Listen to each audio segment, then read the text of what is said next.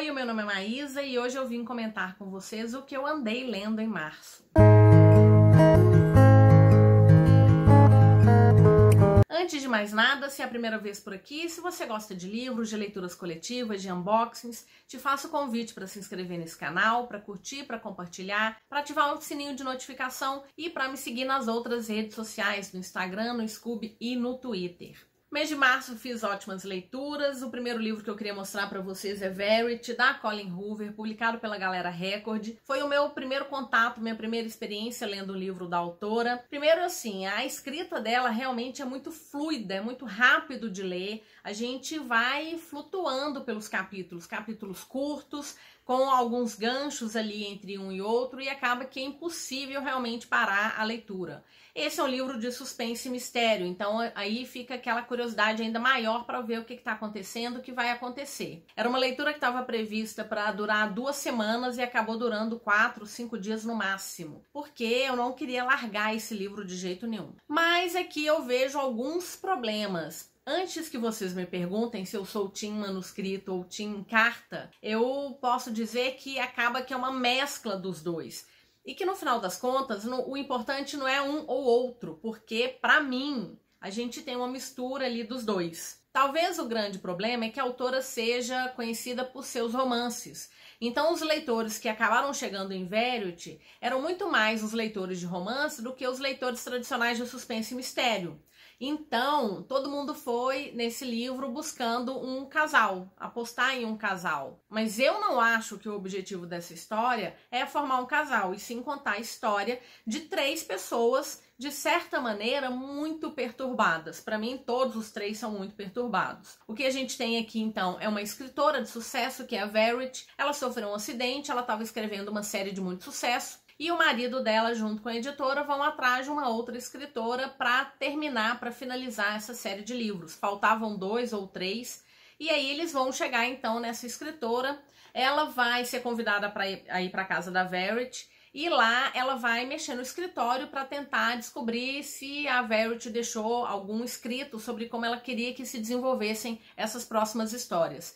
E aí que ela vai conhecer o tal do manuscrito, que é como se fosse uma autobiografia da Verity. E quando ela começa a ler essa autobiografia, ela vai vendo que existem problemas naquele paraíso. E a gente vai conhecendo um pouquinho também a Lou, que é essa escritora que foi contratada. Ela tem eventos de sonambulismo extremo, por isso ela deixa o quarto fechado. Ela tem uma preocupação muito grande sobre o fato de machucar outras pessoas enquanto tá numa crise de sonambulismo. E a gente tem o Jeremy, que é o marido, que é apresentado pra gente como um homem perfeito, um homem lindo, um homem que tá muito preocupado com a esposa, um excelente pai, que cuida da casa. A partir do momento que a gente vai entendendo o que aconteceu com a Verity, com 2 filhas dela que já tinham morrido, até chegar nesse acidente dela, a gente vai mergulhando ali numa história que vai ficando bastante sombria. E na discussão, porque foi uma leitura coletiva que eu fiz desse livro, a gente viu que isso poderia ter problemas, e nós descobrimos então que havia um capítulo extra, fomos atrás desse capítulo extra, e quando a gente fez a leitura dele, ficou muito claro qual que parecia ser a intenção da Colleen Hoover quando escreveu esse livro. Porque parece que muita gente romantizou o final desse livro. E se a autora precisou escrever um capítulo extra para dizer que não foi isso que ela quis dizer, que a intenção dela com essa história era outra, quer dizer que tem problema. Então, por conta disso, eu dei 4 estrelas. Eu tirei 1 estrela porque, para mim, ela não conseguiu deixar clara a intenção dela com relação a essa história. Acontece muito isso em livros de suspense e mistério. Nem sempre a gente vai entender todas as motivações dos personagens ou chegar num final que seja esperado para esse tipo de livro. Mas nesse caso, o capítulo extra, ele aponta exatamente qual que era a intenção da Colleen Hoover. Agora, gente, esse é meu entendimento. Eu não quero de forma alguma chatear quem gosta do casal que foi formado ou quem apontava para um outro lado, enfim. A minha opinião é que realmente esse capítulo extra ele vem para trazer o que a Colleen Hoover pretendia com o livro. mas em nada diminui a competência dela para escrever história. E eu gostei tanto da escrita dela que esse grupo já combinou uma próxima leitura dos livros dela, então em maio a gente deve ler assim que acaba, e aí eu quero ver qual vai ser a minha experiência com o livro de romance, porque quem tá de fora, né, que não é fã da Colleen Hoover, fala muito que existem problemas em relação à forma como ela trata determinados pontos problemáticos dentro dos livros de romance. Eu não sei porque nunca li nenhum, vou ter a primeira experiência agora em maio e eu venho comentar com vocês o que eu achei. E em relação a Verity, para mim foi isso, um livro 4 estrelas, bem escrito, mas com alguns pequenos problemas ali que foram resolvidos nesse capítulo extra. Saindo de um livro de suspense e mistério, a gente vem para uma fantasia épica. Então eu li O Hobbit, do Tolkien, publicado pela editora HarperCollins. Foi uma leitura coletiva lá do Fantasticai, o grupo de leitura voltado para o gênero de fantasia. É um livro que eu queria ler há muito tempo, como vocês sabem, quem me acompanha aqui há mais tempo, sabe que o meu gênero conforto é fantasia, mas eu ainda não tinha lido nem O Hobbit, nem O Senhor dos Anéis. Talvez porque eu imaginasse que a escrita dele fosse uma escrita um pouco mais arrastada, uma escrita um pouco floreada e que isso pudesse me trazer um pouco de dificuldade. Mas uma hora eu teria que conhecer essa história que é tão apaixonante, tão conhecida e tão querida. E assim, 5 estrelas favoritado. Como dar outra nota? É um autor que, apesar de descritivo, ele não é chato. Ele descreve com muita competência e com muita celeridade. Então a gente não fica preso nas histórias, não fica preso nas cenas. E aqui a gente tem uma aventura divertida. O Bilbo é um personagem assim apaixonante. É aquele personagem que quer ficar quietinho na casa dele e que inventam de levar ele para uma aventura que ele não pediu e que ele acaba resolvendo problema atrás de problema. E no final a única coisa que ele quer é simplesmente voltar para casa, tomar seu chá, ler um livro. Então o Hobbit, assim, realmente foi uma delícia de experiência e foi tão bom que o grupo já se preparou para ler O Senhor dos Anéis. E se você tem curiosidade de ler esse livro, se tem vontade de participar de uma leitura coletiva, as informações todas sairão lá pelo Fantasticai, todas as informações aqui no box de descrição. Outro livro de suspense e mistério, Como se Fôssemos Vilões, da M.L. Rio, publicado pela editora Nasce. 5 estrelas favoritado. Eu sei que esse livro divide opiniões. Teve gente que não conseguiu finalizar, parou no meio, achou chato, não conseguiu seguir adiante porque o livro era parado. Eu acho que acima de tudo precisa entender como que foi feita a construção dessa história. Bom, aqui nós temos um grupo de estudantes que estudam teatro numa escola tradicional que usa como base das suas peças apenas Shakespeare. Então eles vivem 4 anos ali do curso só com Shakespeare, só com as peças do Shakespeare, e isso vai entranhando na vida desses alunos. Então são alunos do último ano e a gente começa essa história, na verdade, com o Oliver. Ele tá saindo na prisão depois de 10 anos de cumprir uma pena por um crime que foi cometido. E o detetive que fez a prisão dele vai atrás dele e fala assim, olha, eu aposentei, mas eu preciso saber o que aconteceu de fato. Eu não vou tomar nenhuma atitude em relação a esse fator, né? A descobrir o que aconteceu de verdade, mas eu preciso saber o que aconteceu. Então o Oliver vira pra ele e fala assim, tá, já que você só quer saber o que aconteceu, eu vou te contar a história desde o início. E aí ele vai contar a história desde o início do ano letivo, quando eles começam a dividir as primeiras peças, os primeiros papéis, a relação entre esses personagens. Eram 7 personagens, 7 alunos, e ele vai contar como se desenvolveu a relação desses 7 alunos. E então a gente não sabe que crime foi cometido. E eu acho que as pessoas abandonam esse livro porque algumas das cenas, elas são esses alunos encenando algumas das peças do Shakespeare.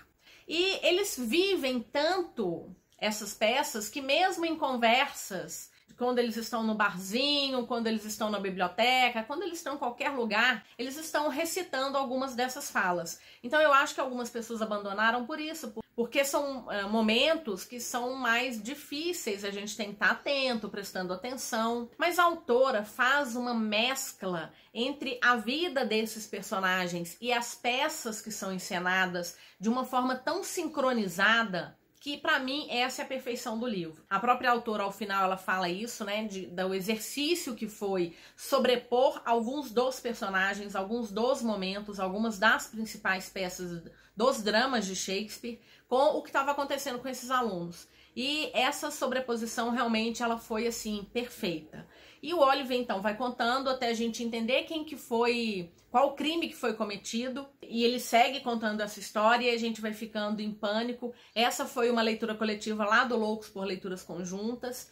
E a gente foi discutindo, né, as teorias, vai acontecer mais alguma coisa, quem que cometeu de fato esse crime, foi o Oliver, não foi, porque a gente só vai descobrir tudo ao final. E chegou no final, veio aquele plot de milhões, porque a gente imagina que uma coisa aconteceu, uma segunda coisa aconteceu e a gente vai ver que ela não foi bem da forma como as pessoas acreditavam, né? Enfim, é uma delícia de ler, mas entenda isso, a gente vai parar em alguns momentos por conta das peças, mas essas peças, elas são importantíssimas, esses personagens, essas falas, elas são um reflexo do que está acontecendo, é um paralelo ali entre Shakespeare e a vida desses 7 estudantes de teatro.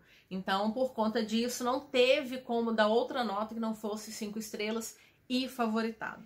Agora pulamos para uma fantasia jovem. Também fiz a leitura de Ascensão das Trevas, da Morgan Rhodes, publicado pela editora seguinte. O terceiro livro de uma série que começou com A Queda dos Reinos. São 6 livros. Eu já comentei com vocês, quando eu li A Queda dos Reinos, eu estava com altas expectativas, porque é uma fantasia jovem, muito elogiada.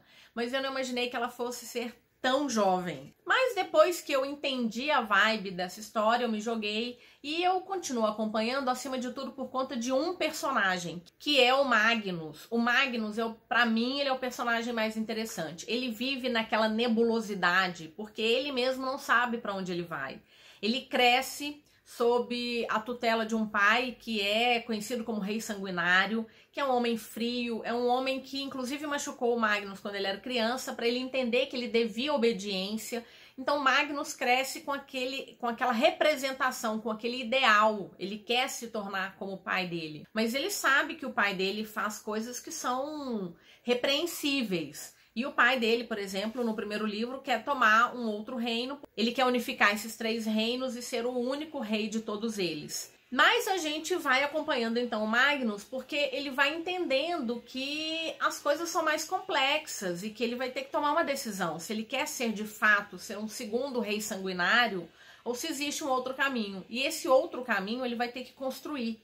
Ele vai ter que aprender o que ele pode fazer do futuro dele, quais poderiam ser as alianças dele e qual que é a melhor decisão a ser tomada. Então eu gosto muito do Magnus. A gente tem também aqui outros personagens que vão narrar essa história. Então nós temos uma princesa que é a Cleo, nós temos a irmã do Magnus que é a Lúcia, nós temos um jovem rebelde que é o Jonas, e o caminho de todos eles. Eu não vou falar muito da própria história, porque ela pode ser spoiler para quem ainda não começou a ler a série, mas o que eu posso dizer é que a escrita tem ficado um pouco mais madura, os personagens têm ficado um pouco mais maduros e que a questão da magia desse mundo tem ficado mais interessante. Então a gente termina esse livro aqui com um bom plot. É uma leitura coletiva lá do Loucos por Leituras Conjuntas, então no mês que vem a gente vai ler Maré Congelada e espero que ainda no primeiro semestre a gente finalize a série. Quem sabe eu venho aí comentando pra vocês, de um modo geral, o que esperar dessa série. Mas vale lembrar que é uma fantasia jovem e que já é bem antiga. O primeiro livro é de 2013 aqui no Brasil.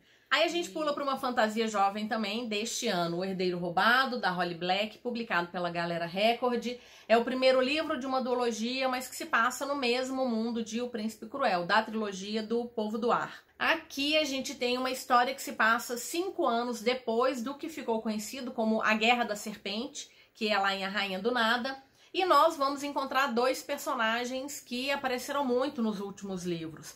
O Oak, que é o irmão mais novo da Judy, e a Suren, que foi uma menina, rainha da Corte dos Dentes, que era prometida ao Oak. Se você leu a trilogia do Povo do Ar, sabe o que aconteceu com essa Guerra da Serpente. 5 anos então se passaram, ela fugiu de qualquer contato com o povo feérico, ela tá no mundo normal, ela tá perto da família dela, ela foi criada como uma Changeling e ela tá ali vivendo de restos, numa vida assim bastante miserável inclusive. Mas ela não quer dever favor, ela não quer contato nenhum com o povo feérico. Mas o Oak vai procurá-la e vai propor um acordo. Ele quer chegar até a Cidadela da Agulha de Gelo, que é onde a mãe da Suren está, porque ela tem como prisioneiro Madok, que é o pai dele, um pai de criação, mas é um pai que ele considera muito. É importante dizer o seguinte, primeiro que esse livro é narrado do ponto de vista da Suren, então a gente não entende muito das motivações do Oak, a gente vai descobrindo isso ao longo do tempo. É um livro que a gente vai ter, então, o ponto de vista dela,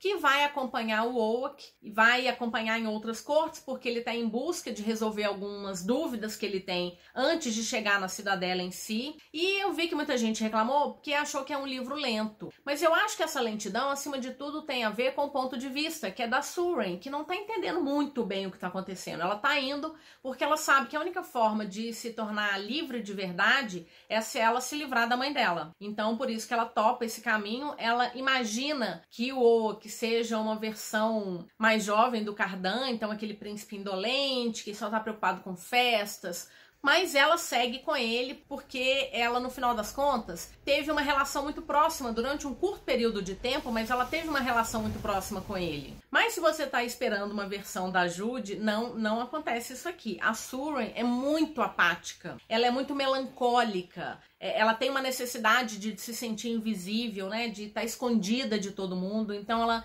não toma muitas decisões, mas quando chega o momento ela toma uma decisão que me surpreendeu. Tem um plot muito interessante que a gente descobre ele assim no meio da história. Essa aqui foi uma leitura coletiva lá do Fantasticai, então quando chegou no meio do livro a gente já estava imaginando que um desses mistérios estava muito claro, mas ainda assim foi surpreendente, da forma como tudo se desvendou e da forma como as coisas se resolveram no final, e ainda teve esse plot ao final do que a Suren vai tomar como decisão. Parece que o segundo livro é do ponto de vista do Oak, ele ainda está em construção, então a gente não tem ideia de quando ele vai ser publicado, mas eu estou bastante curiosa porque eu imagino que aí as coisas aconteçam com uma velocidade muito maior. Não me incomodou de forma alguma essa lentidão, que a gente vai vendo devagarzinho, conhecendo o próprio Oak, porque se passaram 5 anos, o que ele fez? Quais foram as relações, quais foram as dificuldades enfrentadas por ele, o que ele resolveu, porque ele sempre deixa claro que ele não quer ser o próximo rei de Elfame,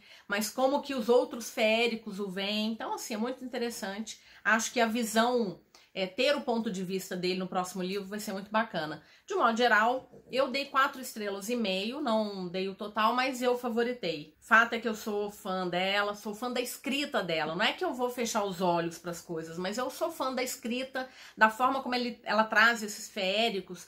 Eles têm uma separação muito grande assim, entre bem e mal, e não existe isso para eles. Eles tomam as decisões do que eles acham que é melhor para eles, e que isso pode ser cruel ou não. Então eu gosto muito desses feéricos que ela vai desenhando aí de uma forma cada vez mais genial. Agora é só torcer para esse segundo livro vir o mais rápido possível, e fica aí mais uma recomendação. Em fevereiro, se não me engano, eu me fiz uma proposta de um projeto que era fazer escolhas aleatórias de leituras. Então eu vou deixar aqui nos cards para vocês darem uma olhada. É o que eu chamei de tibiara aleatória, mas que é conhecida como aquele velho papelzinho que a gente vai tirar num copo. Para o mês de março, eu sorteei Adoráveis Pavorosos, da Megan Shepherd, publicado pela editora Plataforma 21. O primeiro livro de uma duologia. O segundo livro não foi publicado no Brasil ainda, esse livro é de 2019. Eu acho, sinceramente, que a editora não deve publicar o segundo. Imagino que ela não vai publicar,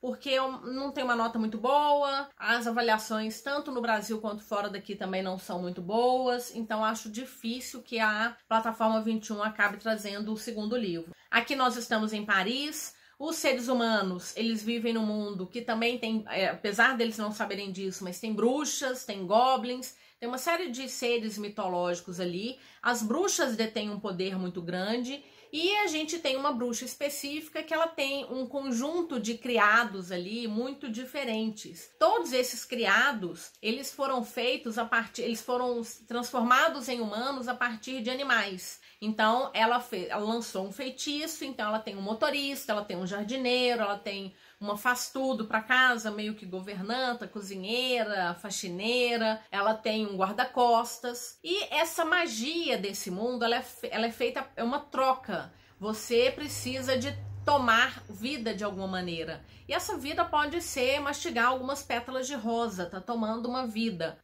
Mas pode ser também usar magia de sangue. Então essas bruxas, geralmente, elas acolhem filhos homens, porque elas não querem concorrência. E esses filhos homens, eles vão dar quantidades de sangue de tempos em tempos, e em troca eles têm uma vida assim de riqueza, de luxo. E essa bruxa também tem o seu filho para fazer essa retirada de sangue de tempos em tempos. Bom, acontece que essa bruxa vai aparecer morta. E a nossa personagem, que é essa governanta, né, essa faz-tudo, é uma garotinha, que é a Anouk, ela vai encontrar, então, essa bruxa morta. Ao lado dela, ela vai encontrar o motorista. Ele diz que não foi ele que matou, e ele diz pra ela que os dois precisam fugir, porque eles vão ser acusados disso. E mais, eles precisam encontrar uma outra bruxa, porque eles têm 24 horas ou 48 horas, porque senão eles vão voltar à condição original de animais. E aí eles saem, assim, numa corrida louca atrás de resolver esse mistério, tanto da morte dela, quanto de procurar uma forma de permanecerem na forma humana. Eles vão atrás de alguns outros funcionários que ela tinha, e vão atrás primeiro de uma bruxa, depois de uma realeza de bruxos ali, e o livro se desenrola dessa forma. Por que eu acho que essa nota tá ruim? Eu dei 3,5 para esse livro, porque eu acho que a forma como a autora contou essa história foi muito confusa. Num primeiro momento, a gente tem todos esses criados da bruxa, eles não gostam, eles não têm nenhuma relação entre eles. De repente eles estão todos juntos, tudo bem que a possibilidade de se tornar, de morrer de certa maneira, né, seja um fator aí que vai acabar juntando eles, mas de uma hora para outra eles estão numa fidelidade que é difícil de acreditar. E ainda por cima a gente tem uma relação amorosa aqui que não tem construção nenhuma. Além disso, a Anouk, ela é considerada uma jovem, e ela toma decisões que ou são de realmente uma pessoa muito jovem ou de alguém muito experiente. Porque ela também vai desenvolver uma capacidade de lançar feitiços que não são condizentes com a situação anterior dela. Então eu acho que ela é uma história cheia de furos. No final das contas, eu acho que ela é muito cheia de furos. E ainda tem uma possibilidade de um triângulo amoroso que é completamente surreal, não faz sentido algum. Uma capa linda, que eu comprei por conta da capa, por conta da sinopse, e infelizmente, nesse caso específico, não foi a melhor das experiências. E o último livro que eu queria comentar com vocês é Conto de Fadas, do Stephen King, publicado pela editora Suma. Eu ganhei esse livro num sorteio de um encontro do Clube do Livro BH. Fiquei felicíssima porque eu queria ler esse livro. Gosto das histórias do King, principalmente aquelas que não são de terror, e estava bastante curiosa. Aqui é uma história de fantasia que recebeu muitos elogios. Eu dei 5 estrelas, eu dei 4,5 estrelas e favoritei. Mas eu me encantei com essa história de uma maneira. Entendo que algumas pessoas dizem que é uma história arrastada. O King é prolixo, não tem jeito. Se você vai entrar no mundo do King, acho que poucos livros dele são curtos. Ele gosta de desenvolver histórias, gosta de desenvolver ambientes, ambientação, os personagens. E é isso, se você vai ler King, tenha isso em mente. Essa é uma história que se divide em 2 momentos. O primeiro deles a gente vai conhecer o Charlie. O Charlie é o narrador, a gente não sabe em que momento do tempo que ele tá. O fato é que ele vai contar a história dele desde que ele se lembra. Então ele vive com o pai e a mãe. A mãe um dia sai para buscar uma comida para eles e ela acaba sofrendo um acidente e morre. O pai fica depressivo, ele acaba se tornando alcoólatra. E esse menino vai crescer, então, aí tendo que se tornar um adulto para tomar conta do pai, tomar conta da casa, tomar conta da sua vida escolar, e errando alguns momentos. Mas ele pede muito a Deus, né, que salve o pai dele. Que se ele salvar o pai dele, que se ele conseguir curar o pai dele do alcoolismo, ele vai ficar com uma dívida. Alguns anos se passam, o Charlie tem agora 16, 17 anos. O pai dele conseguiu sair do alcoolismo e o Charlie se sente em dívida. Ele fez uma promessa. E aí, um dia, ele voltando da escola, ele escuta uma cachorrinha latindo muito. Quando ele vai em busca dessa cachorrinha, ele descobre que ela tá dentro de um terreno que é de um vizinho dele, que todo mundo acha um vizinho muito esquisito. É um senhor mais idoso, mas que não se relaciona com ninguém. Mas ele tá em dívida. E por isso o Charlie entra dentro da casa do Sr. Boldit e encontra esse senhor caído com a perna quebrada. Ele vai chamar a ambulância, vai acompanhá-lo no hospital e por conta dessa dívida que ele tem, ele acaba cuidando durante um bom tempo do Sr. Boldit.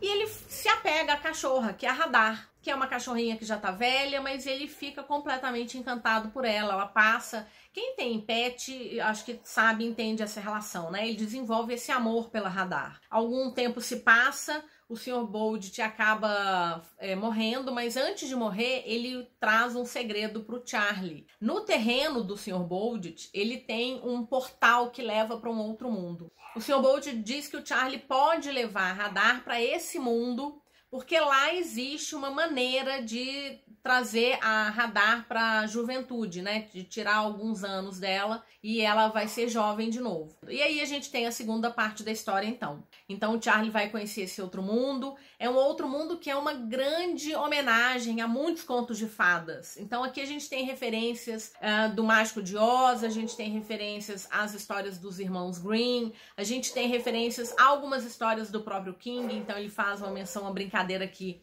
a um cachorro maligno, né, que a gente vai ter lá no Cujo. A gente vai ter a menção a H.P. Lovecraft, então tem um ser aí bastante Lovecraftiano.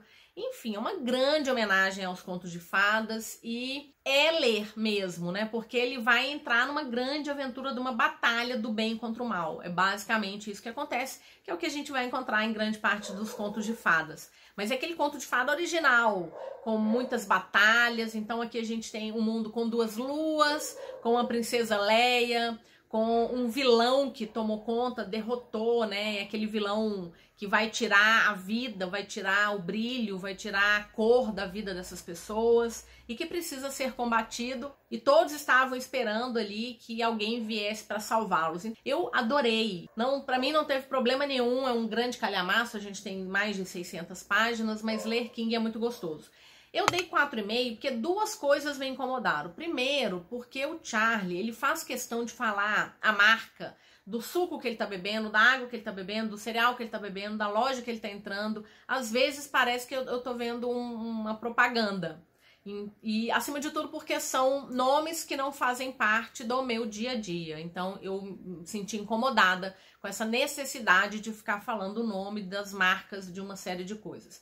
E outra coisa que me incomodou é que o pai dele foi alcoólatra durante muito tempo. O Charlie, assim, de tempos em tempos ele precisava falar, porque quando meu pai era alcoólatra, quando eu tava cuidando do meu pai que tinha bebido, ele faz muitas referências a isso. Eu não consigo imaginar o que é uma criança crescendo sozinha com o pai alcoólatra. Não sei quais as marcas que isso deixou nessa criança.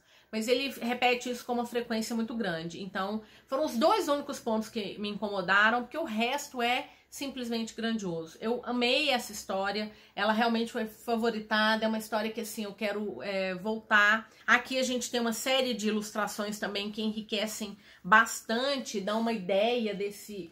Principalmente quando a gente vai falar desse outro mundo. Então, esse aqui é um livro que também vale a experiência de passar pelo livro físico. E fica aí uma dica para quem quer ler as histórias do King, mas tem medo das histórias de terror. Esse aqui é um livro de fantasia. Ele é o bom e velho embate entre o bem e o mal. Simplesmente isso, fantástico. Recomendo muito a leitura desse livro. Bom, então foram essas as minhas leituras. Espero que vocês tenham aproveitado algumas das dicas, tenham gostado das minhas considerações. E bora conversar, já leu algum deles? Qual é a sua relação, por exemplo, com Verity? Qual a sua relação com King? Também me ajuda muito se você tiver interesse de comprar esses livros ou qualquer outra coisa lá no site da Amazon e usar o meu link. Vou deixar o link para todos esses livros e um link geral. Se você puder utilizá-lo, isso é importante para mim. Bom, muito obrigada se você assistiu até aqui. Te desejo boas leituras e nos vemos no próximo vídeo. Até mais!